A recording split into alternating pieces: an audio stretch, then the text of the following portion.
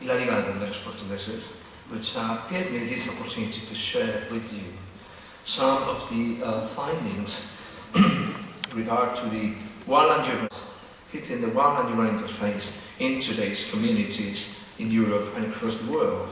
It has been based on what we have observed in the last 4 campaigns, and more particularly in 2016, and which we have seen a number of factors and processes that are challenging to our firefighters. And this is the first message, is we have to stay safe. Not only the people who is living in wildland interface, but particularly the firefighters have to stay safe. But do we know which is the new challenge, new type of fire we are facing?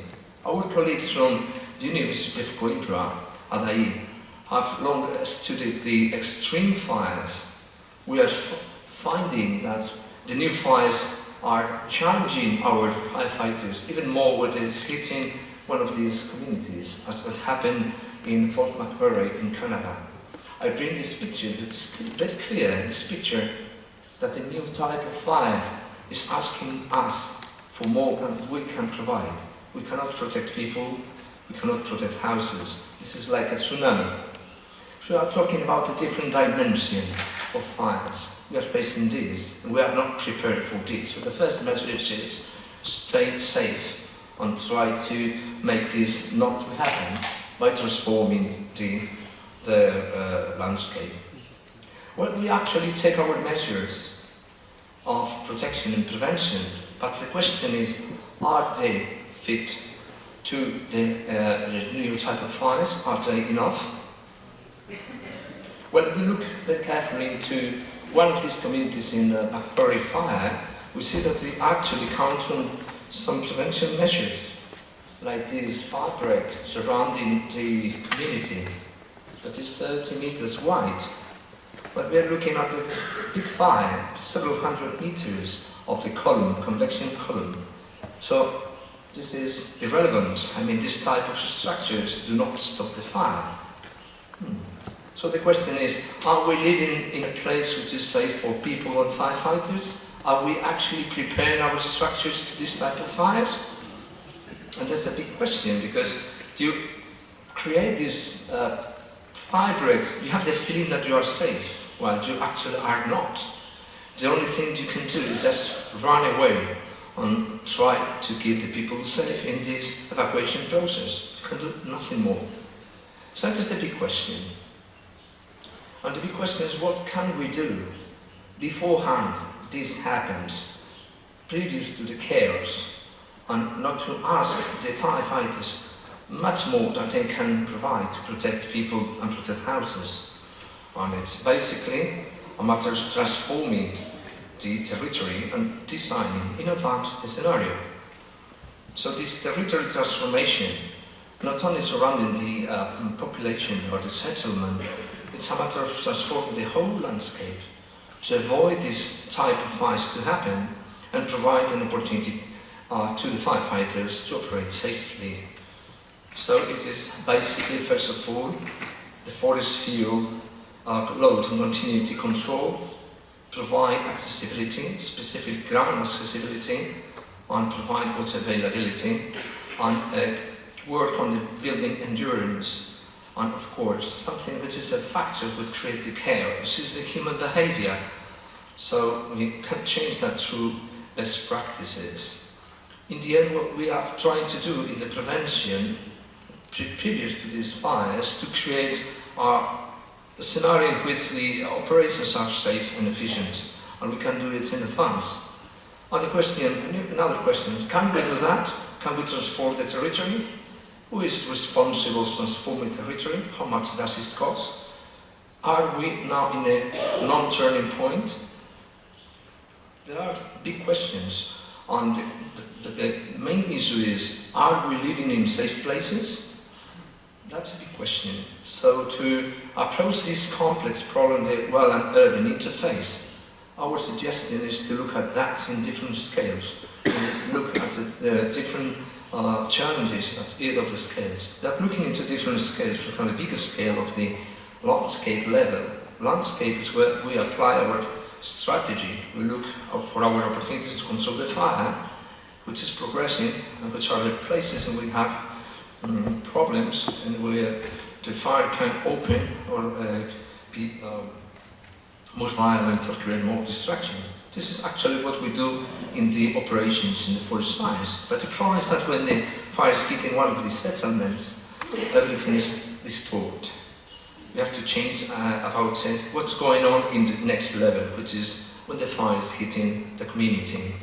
This is one type of communities which is very common in Spain, Portugal, and across Europe, in which we have the vegetation intermingled, mixed with the houses. So the fire hits the settlement, but it's able to progress within the settlement. So this measure scale for us is the real challenge because we are just creating this perimeter fabric, and that's not what we need, but very little inside, and we do very little in the territory surrounding the settlement. Our idea is when the fire is approaching, to have this as an opportunity, because the fire is coming down.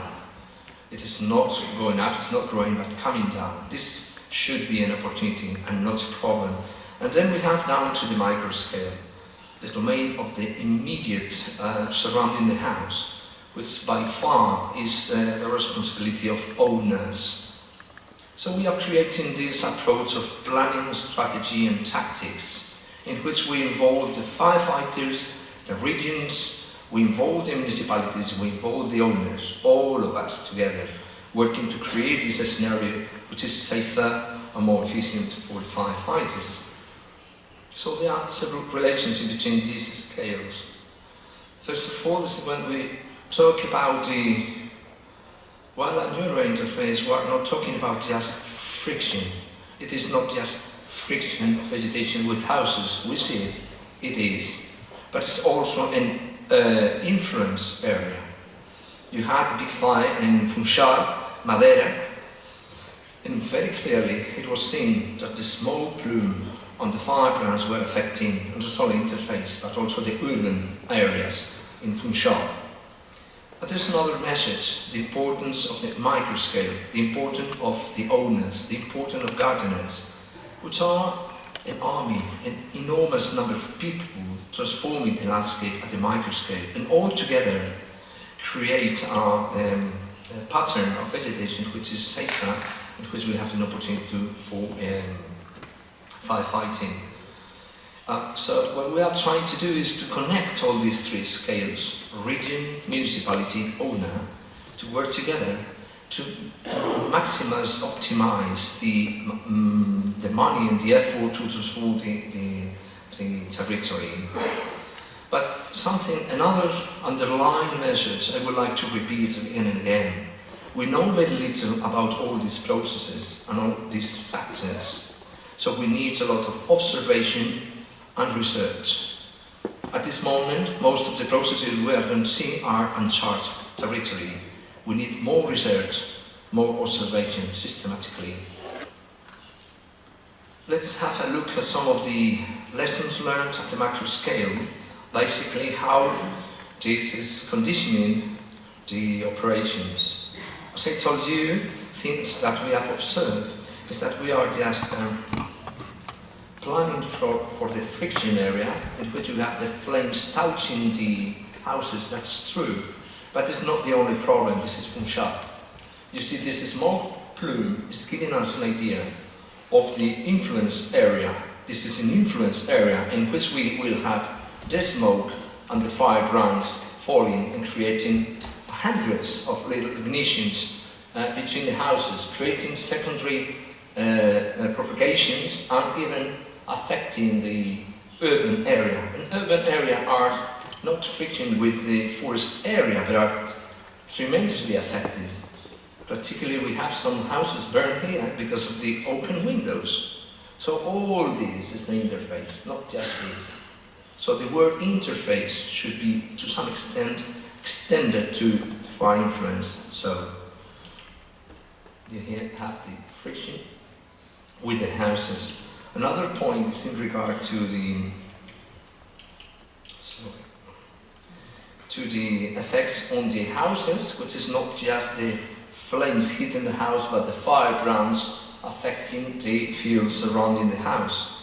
Another interesting aspect about the strategy in the fires is when the big fire is growing very rapidly. Growing rapidly means 300, 500, 800 hectares per hour. So if in the first hour, and we have to deploy with your forces, the fire has grown enough that has hit one of the wildland urban interface area, all the center of gravity will go to this wildland urban interface area. So one of the flags hitting wildland urban interface area conditions the operation of the whole fire. And finally what we have is all the area affected by a fire. Our colleagues from Catalonia are telling us, well, be wise, let's try to make two sectors. Sectors with the engine, the head of the fire, and other sectors to be the wildland urban interface. We can't put all the forces there and just let the fire escape. This is repeated again and again and again. So as you see, this is a big challenge, especially for large fires. Large fires and very rapid growing fires. So there's another question here. Do the firefighters are able to protect everything? No, we cannot guarantee that. Even if we have this prevention, even if we have the best operation, even if we work very fast, very efficiently, we cannot protect everything. And just another message we have to launch to the people, that we do not guarantee that all the goods, all the people will be safe in the large forest fires. And this is pointing to them. We will do our part, but please try to do your part.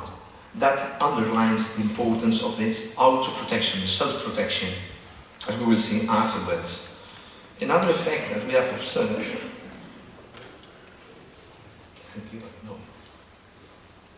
is the rip effect. This is observed in Canary Island and also here in Madeira, that we have this building policy on top of these ravines, on top of these box canyons, which are eventually exposed to both sides to fires.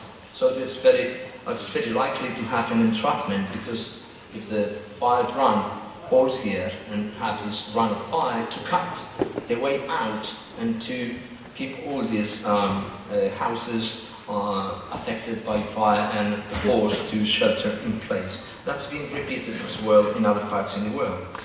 Thinking about Chile, for example, Valparaiso. So as you see, we can change the macro scale. We are trying to do so, but the wildland urban interface is presenting challenges to the strategy and the operations. But let's now look into the meso scale, which to me is the real challenge, because we are trying to cope with the region, the municipality or the owners, to transform the surroundings of these settlements, to have an intervention scenario which is safer. For the meso scale, we are talking about this tissue, this pattern of vegetation in houses that are created by coupling the existing forest vegetation, plus the gardens, plus the edges, and all the fields that we have there. We have at least 3 opportunities to stop the fire, at least to have the fire with less intensity, which is the interior, the perimeter, and exterior. 3 opportunities: interior, perimeter, and exterior. But what we are working now is just the perimeter fabric, which is good, but it's not enough. We will look very more in detail about internal, perimeter, external mesoscale to fix some of the findings and how we can help in the prevention phase to help you in the operation phase. May I make a parenthesis here to tell that all your feedback of your operations are very valuable for us, the prevention planners, because we are preparing the scenario according to what you have seen in the operations. So this dialogue should be permanent and continuous. Let's look what happens inside of one of these settlements. First thing is the undeveloped lots. Not so long ago, actually it was yesterday, we were working with one of the municipalities in Madrid, which are actually concerned about that, and we are taking action to protect their houses. And they were telling us, well, we have the owners that clean their gardens, that's true, but they put all the, if they do not are allowed to burn their remains, what they do is pick all these vegetable remains and put in undeveloped lots. So what we have is accumulation of fuels inside the settlement, which is something we are trying to avoid. We will talk before, the fuel load, fuel continuity, and water and accessibility. There are 4 factors. Now we are here, what we are doing is just the opposite. We are increasing the fuel load. What happens in these undeveloped lots, look at this case that we visited in past year, this is in Alicante, one of the most beautiful places in Spain, this Sabia. We are something like 1 kilometer away of the main fire perimeter. The head was hitting 1 kilometer to the south, but it was a very heavy spotting firebrands falling everywhere. So one of the, a number of them fall there, and what we have inside here, some developed lot, this one, which has the forest fields, the spine trees, Pinedo. We have these rocks underneath with no management. We have remains of the other gardens, and we have all type of objects. So in this case, we have all this mix of fuel, which are forests, gardens, objects, all burning, are giving us this fire load. It's what we talk about fire load, which is the potential fire load in kilowatts per square meter. So we are not talking about forest fuels, we are talking about fire load. So we have a huge fire load, potential fire load. There's no actual spread. No actual spread, there's a generation of new spotting and new fire brands. This is what happened exactly in that lot. This is these ashes up to 50 centimeters of ashes bed, which is an indicator of everything burned. Very few vegetable material was left. That's an indicator that all participated in that burning. It is not actually a spread. It's just a spot with high intensity fire, which is affecting to the houses and to the edges. Which is the role of this fuel load on the edges? Well, it's the way that we have observed in many places that the undeveloped lots in the friction with other gardens and other lots propagate the fire through the edges and through the fire brands. So it's not a typical fire front. And all these are observations, but we need some research to give us real facts and real processes to provide some solutions in the prevention. Here again, another one. And we're talking about 1 kilometer away of the main fire front. Wow, this is very challenging because we have hundreds of these little undeveloped lots providing us and giving us, asking us for very quick on atomized action within the settlement. As I say, the role of the edges is paramount importance. We have the edges of cypress, which are burning very, very intensely, very difficult to cut, very difficult to put down the fire, with a tremendous amount of fuel load, specifically fine fuel load inside. We have seen that the edges play a key role in the propagation of fires inside, but we have no research. Again, we need to research how it's propagating in these structures, not these species, these structures. Edges are tremendously altered by the hand of man. We are just clipping it, creating these geometric structures without light inside. We have a lot of fuel load inside, and we have this very intense propagation of fire. And that creates a big problem to our friends trying to cope with this in a real fire. Need research on that. This is more a schema of one of the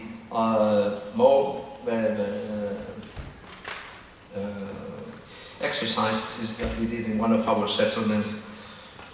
This is the creation where we have a huge fire load. We have eventually the projection of smoke and fire grounds, so we have this fire progression by jumps. There's some examples, and we have this not very intense fire, but enough to project locally some of these spot fires to the gardens on the edges. And the edges, which are continuous from lot to lot, are the vector to propagate the fire. And we need some research on that. We have no models giving us an idea how important is all this continuity and all this fire load. This is not a typical field model. Actually, in the model, in the IIUR interface, we have no models, we have no field models. We should try to understand which is the fire load and the propagation. We need research. Some few examples of the other side, and when we have this transformation of the mesoscale from the owners, like here we have in France, by law they are asked to clean the brushes all they install up to 50 meters surrounding the house. There are big lots, they do it, and one after the other are creating this nice pattern. But we have trees, that's good.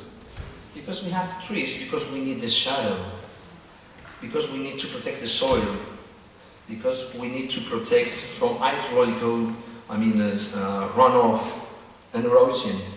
Because in some of the cases that we have in our islands, we have very steep slopes. We put out a tree, we are unstabilizing the slope, and something can happen. So we have to think about keeping the trees. And of course, the owners, they have their choice to have this design. They want to be surrounded by green. So we have to get to an agreement. Well, you will be surrounded by green, but at least we'll try to avoid field load or fire load in the understory. The fire will pass, but it will pass in a low intensity. We need some more research on that.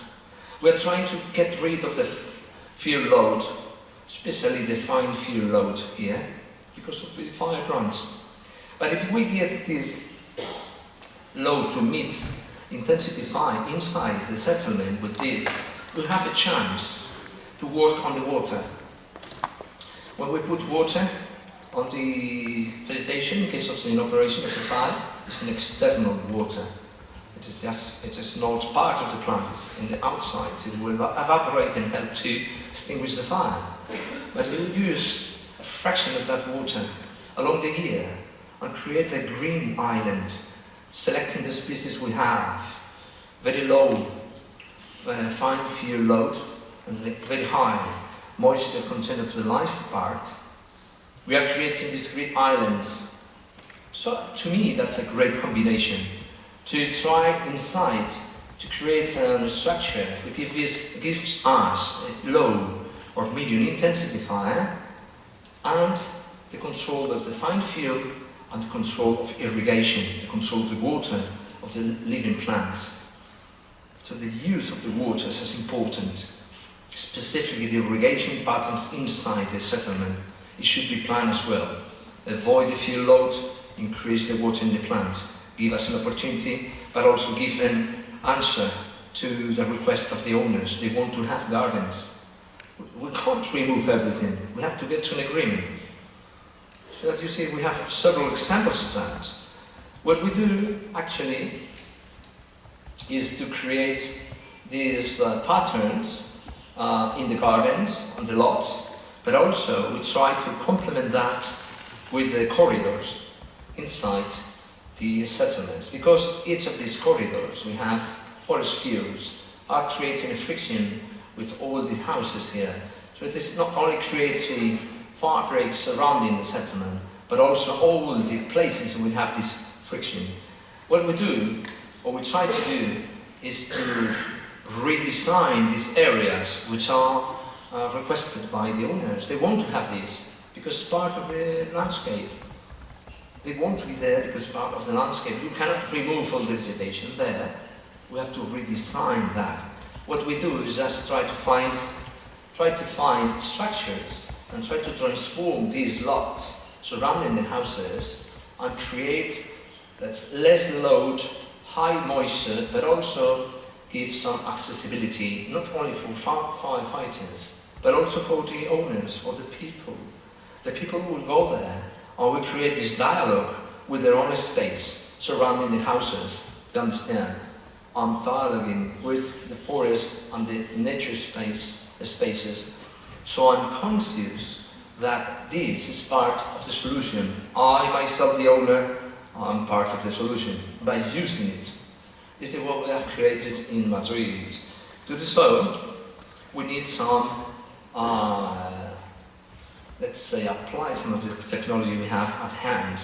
But even though we have very little, we know very little about how to turn the spatial information into real field load or fire load and water irrigation patterns, what that means in terms of water moisture of the live plants. We know more or less what happens outside, but we do not know very little what's going inside, because it's a big transformation. There are people there, they're putting water in a different pattern of what is happening here. You have a live plant's moisture content here, but you have a totally different live moisture content here. But you can have that. We need research to understand how much important the research is here. Some examples about the perimeter. The perimeter lots are of paramount importance as well, because they are receiving the fire from. What we have with these perimeter lots, specifically not surrounding the settlement, the administrative boundary, but inside, you see here we have a friction. What happens is these lots are to some extent also in the friction with the forested area. But the problem is that we have an accumulation of fuel. Here we have everything clean, but here we have an accumulation of fuel. So we are creating a problem beforehand. Instead of removing the fuel, we are putting more fuel. This is what's going on.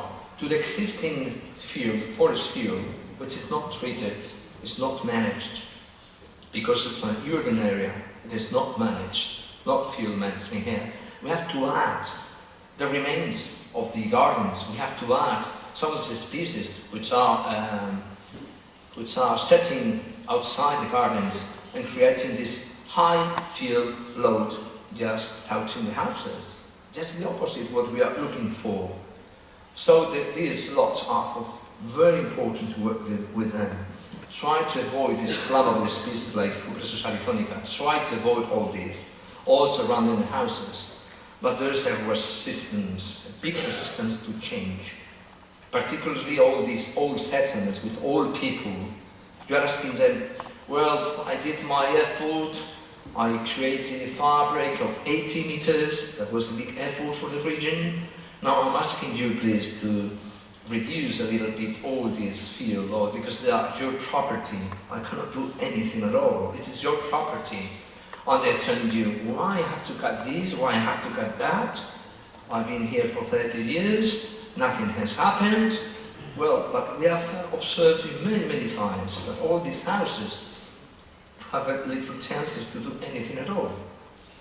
Which is another very important message here. Why I have to protect these houses when they take the decision to be like this? Mostly beforehand I'm telling them, well, if something happens here, there's very little chances that I can save your house, even save you. Why I have to, when something happens, to be myself responsible on trying to expose myself to these dangers to save your house? Who is the owner of the responsibility?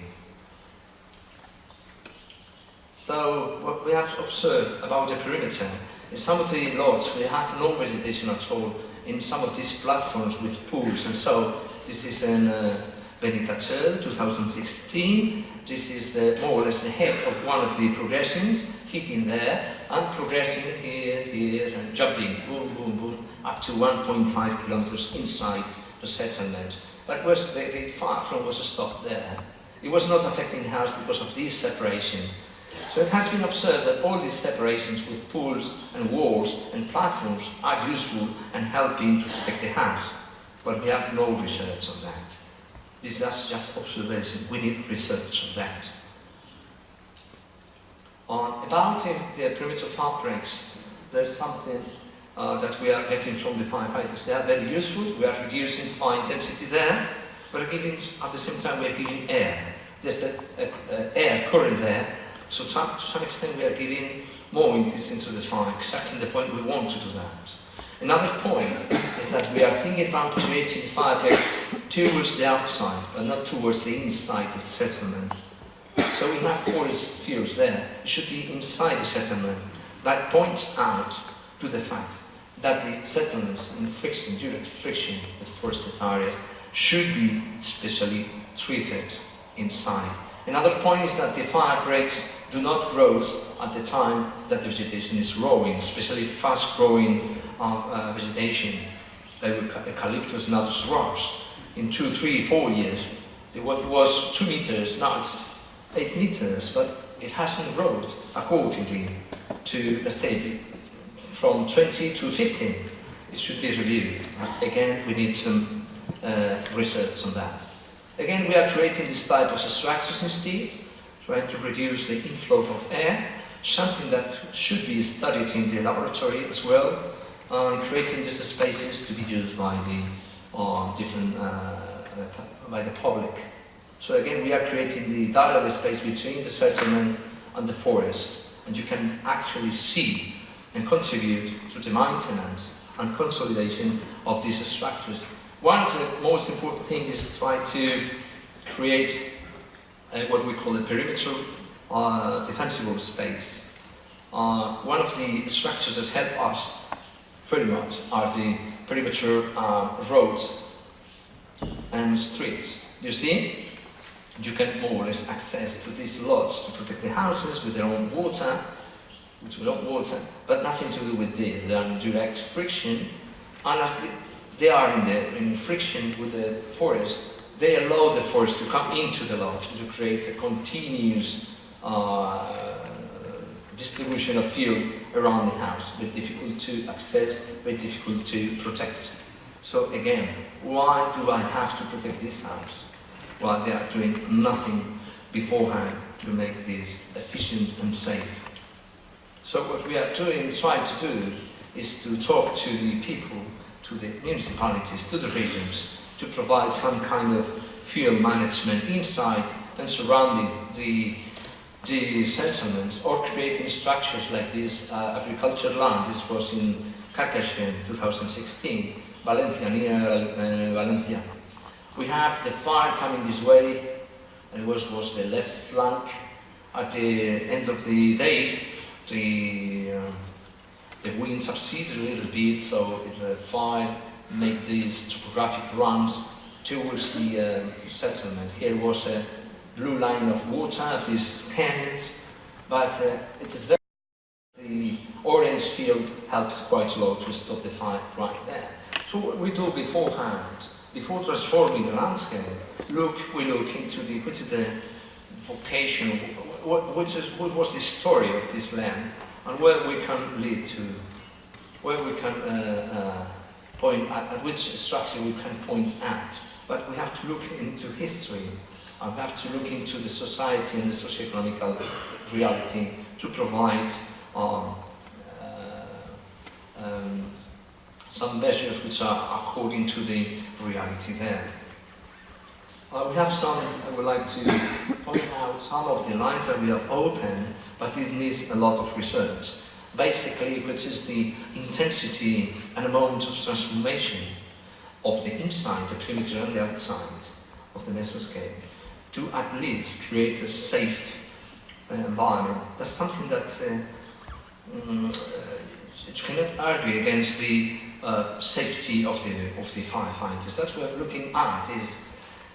What we are looking at is the intensity of the treatments in the vegetation to be safe, operating, surrounding the house. That's very clear. It looks clear that the vegetation surrounding the house is in first place, because one lot is affecting not only the house, but the neighboring house. So it's a common effort, should be a common effort. And it's, as you see, the treatment of the perimeter goes not only outside the settlement, but also inside the settlement. So it is asking us to transform all these. These kind of maps is giving us an idea of, well, if I stay here working in a house, I put you as, let's say, reference, 7 kilowatt per square meters, which is what the limit on my equipment of radiation, just as that reference. It's not true because we have smoke, we have convection and so on, but at least we have a reference.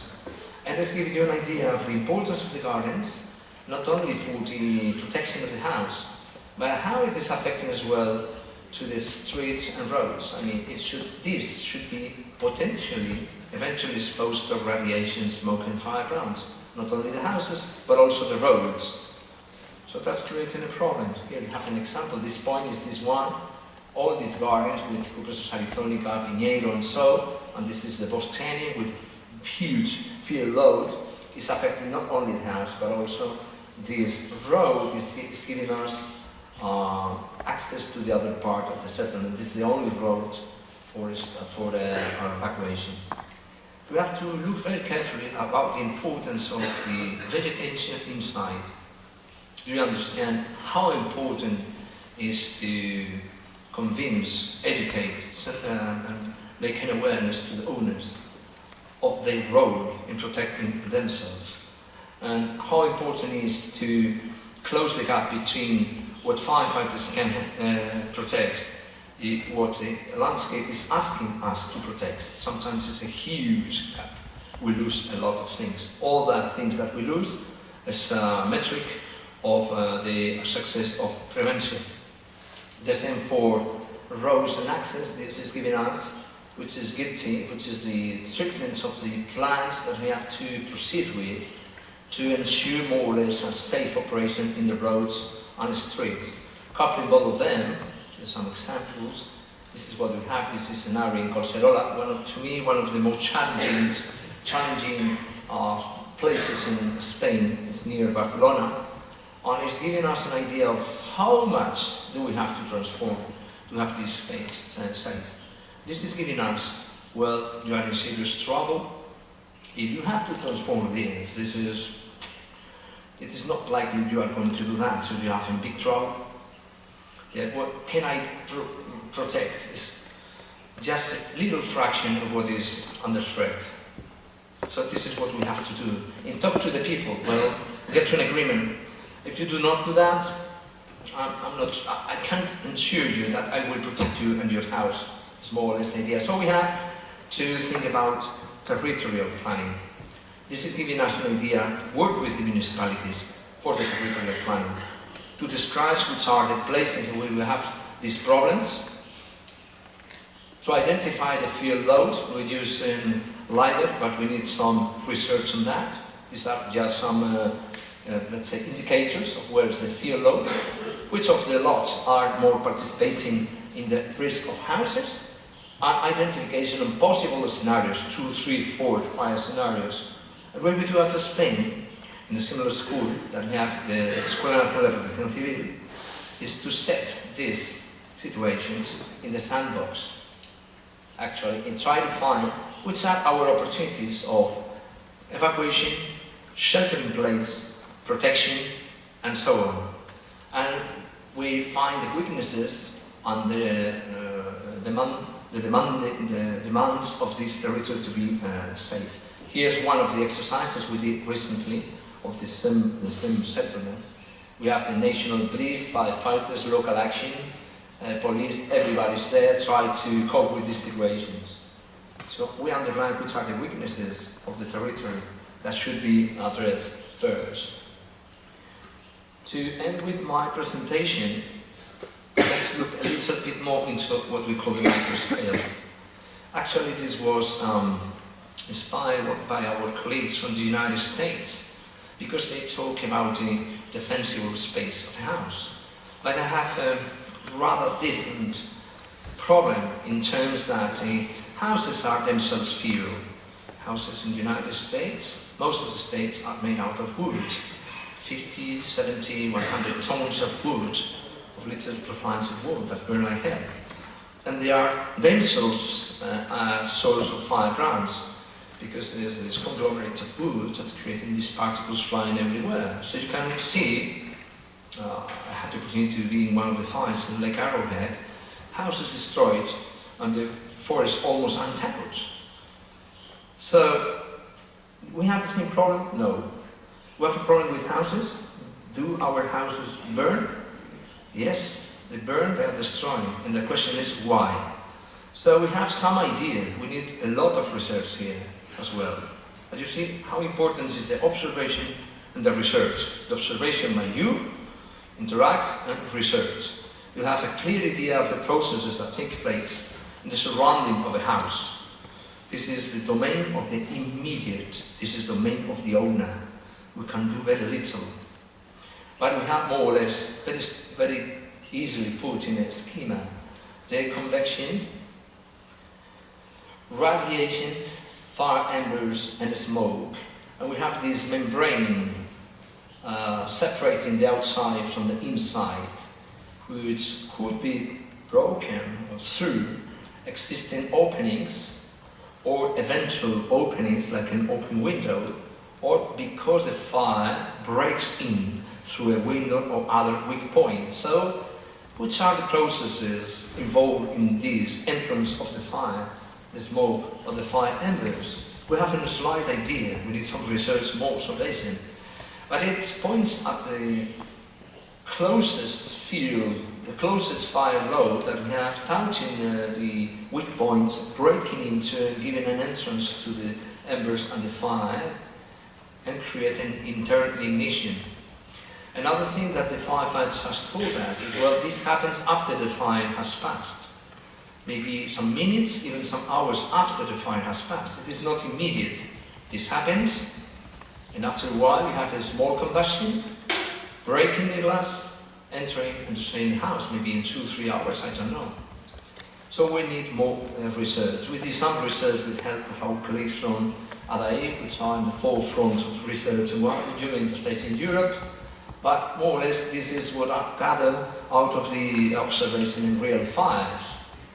So I was talking about the closest field. Which is the closest field? Is the forest field?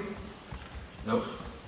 It's whatever objects or plants that we have touching or near the house at the length of the flame length. We have more or less 2 meters flame length. In 2 meters, what we have is touching one of these weak points. This conceptually is rather easy. But the problem is that the problem is not technical, it's social.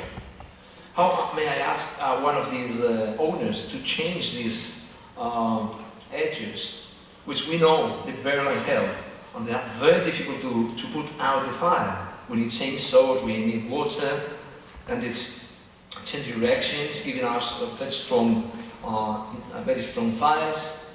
We can't do that, but we can change the plants to others who are giving us more chances to protect the houses and the people. So the role of hedges and gardens are of paramount importance. You can see that my framework is going from inside towards the outside. We can spend a lot of money on fire breaks surrounding the settlements, as we normally do in our legislation. In Spain we do as well as you do. But we are missing all this, which is most of the factors which are behind most of the destruction of houses. Leaving a window open with all the fuel load outside. That's the guarantee of the disaster. So as you see, there's not only the fuel that burn like hell, and here what we have observed is that the edges in the garden, specifically the edges, are the boundary between two properties. And the question is, who is the owner of the risk? This guy who loses the building, or this guy which is the neighbor who put here this very burnable edge? They should collaborate together and get to an agreement.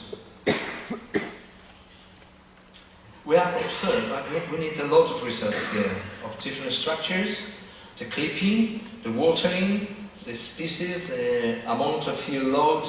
Our observations points out to the fact that the amount of dead fine fuel inside this structure and the water of the living leaves are two of the factors which affect most to the fire propagation, but we need a lot of research.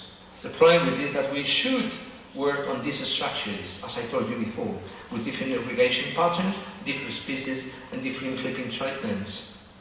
But we have observed something. This is just pointing out some lines of research, that what is aerolytics has less fuel load depth inside, more water, is more resistant to the passage of fire.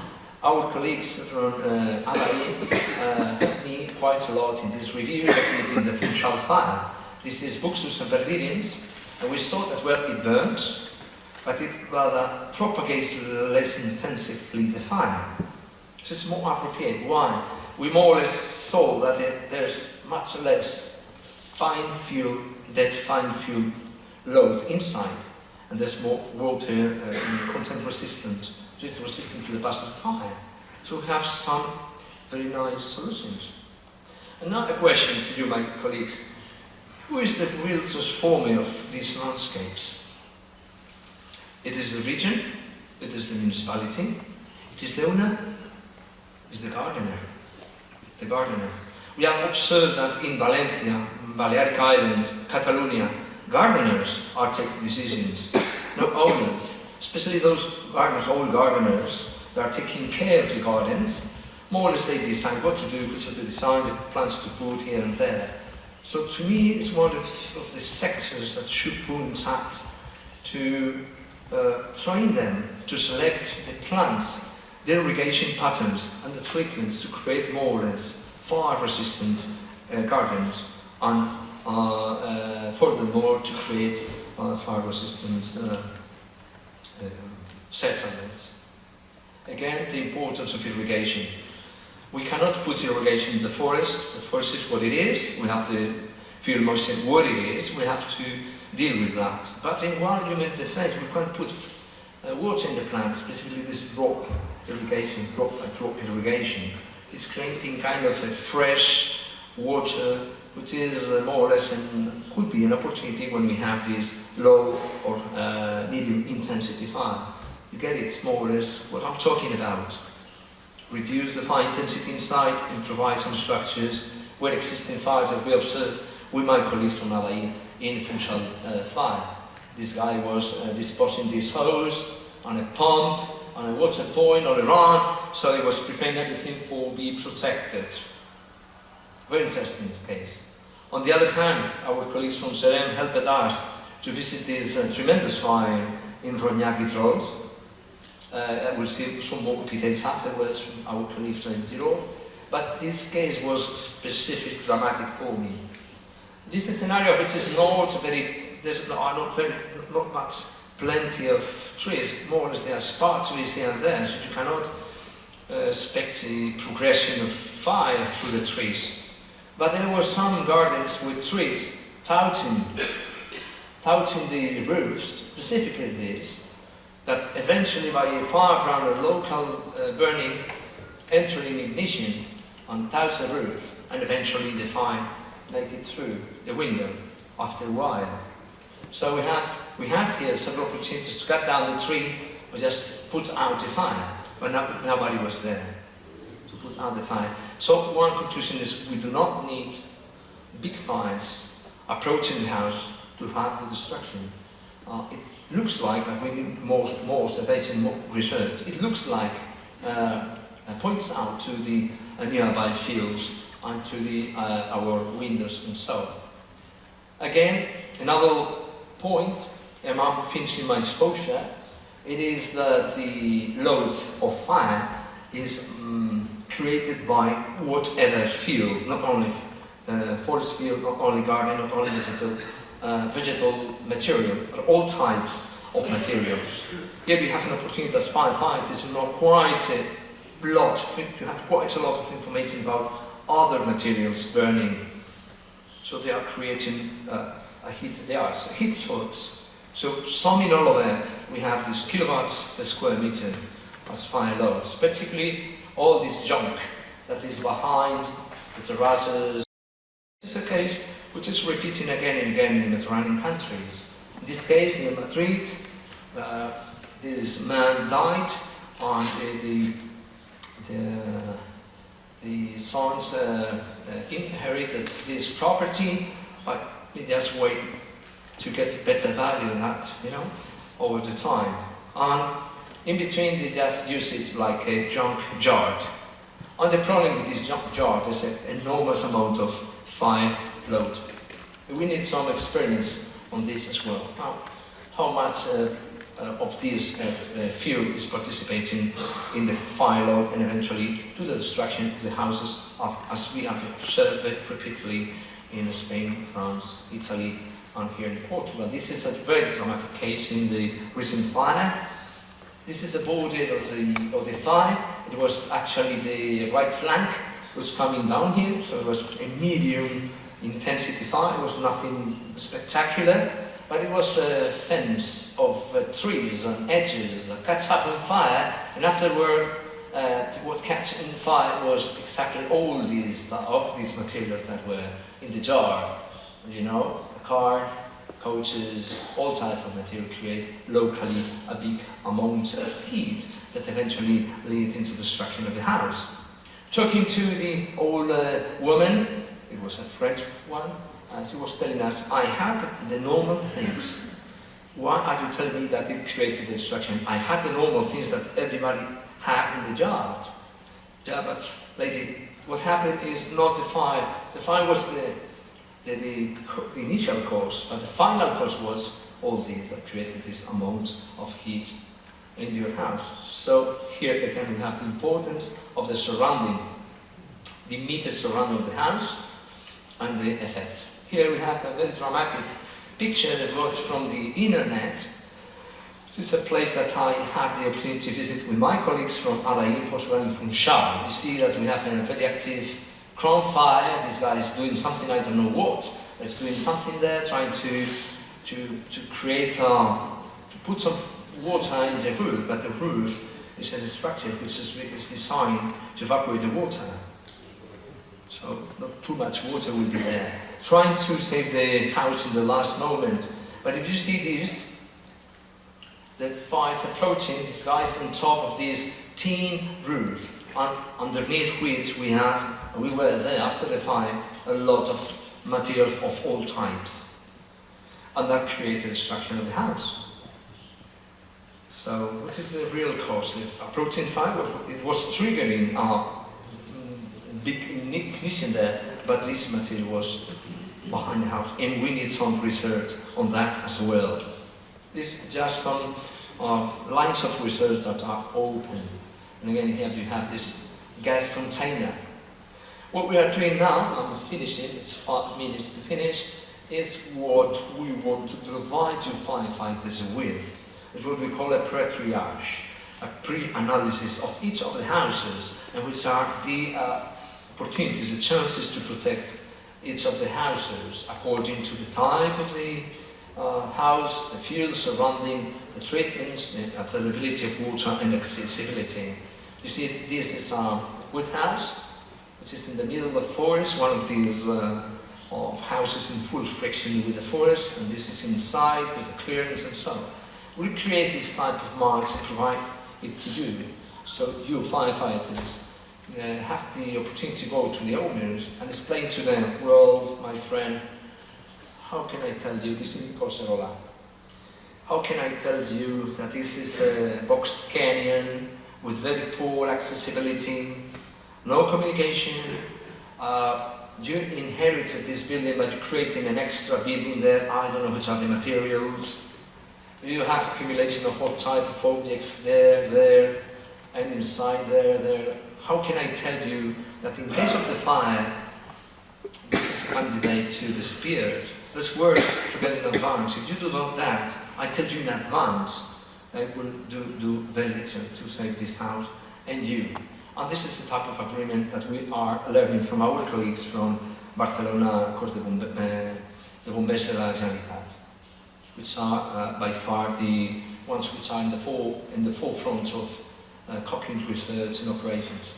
Another point that we like to underline is in regard of the socio-economic reality.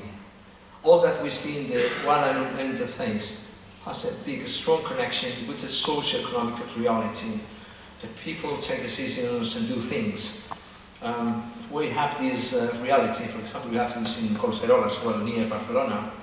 How can I ask this poor family, which is living in this, I don't know, little cottage done by themselves, they have the minimum to survive, to create a defensible space, blah, blah, blah.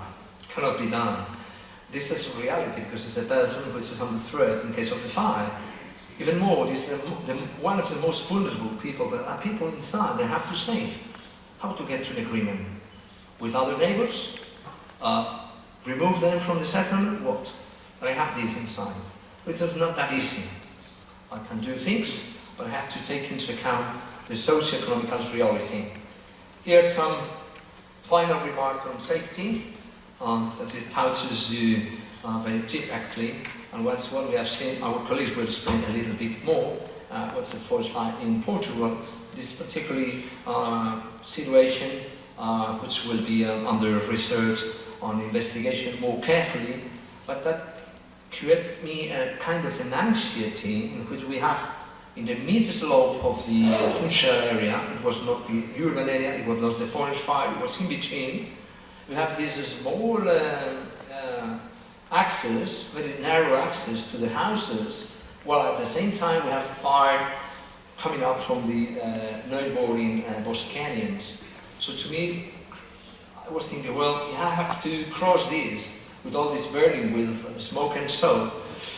Maybe I could try to save my life. Maybe the firefighters are used too, but not for the old people that were trapped there and killed. This is the corridor.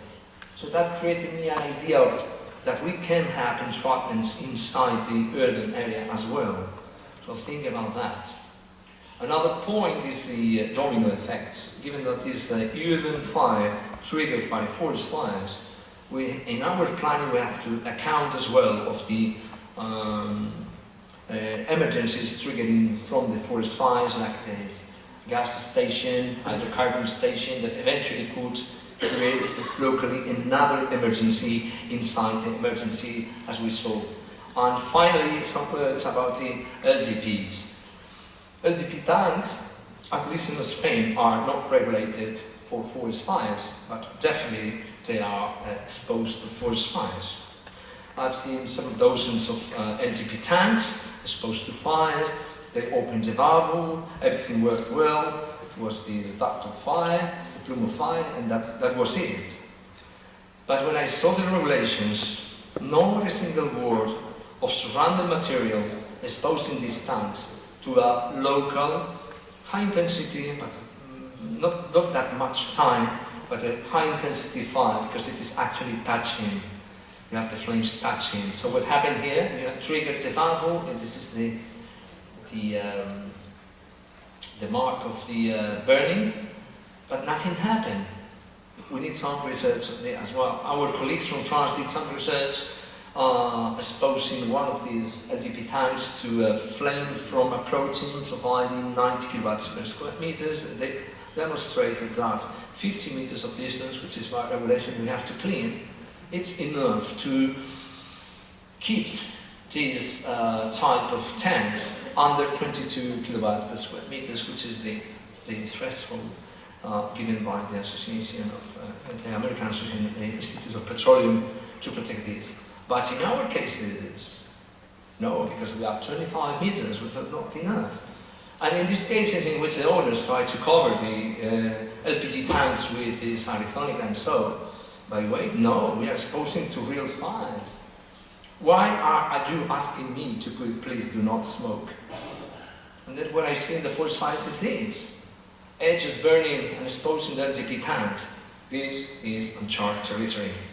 We have some very good regulations in France, some very good regulations in Italy, but nothing in Spain, I don't know, in Portugal. And finally, we have some examples. It's about the containers, gas containers. As we have seen, several gas containers have been exposed for quite a lot of time to smoldering or slow combustion nearby and finally exploding. According to firefighters, this creates a local danger, but not big danger. Well, you have seen this is a complex scenario. my suggestion is to pick all these measures, think about that, and try to create some strategy at national, regional, and local levels to create these spaces which could be safer and more efficient for the protection of our population. Thank you very much. Muito obrigado.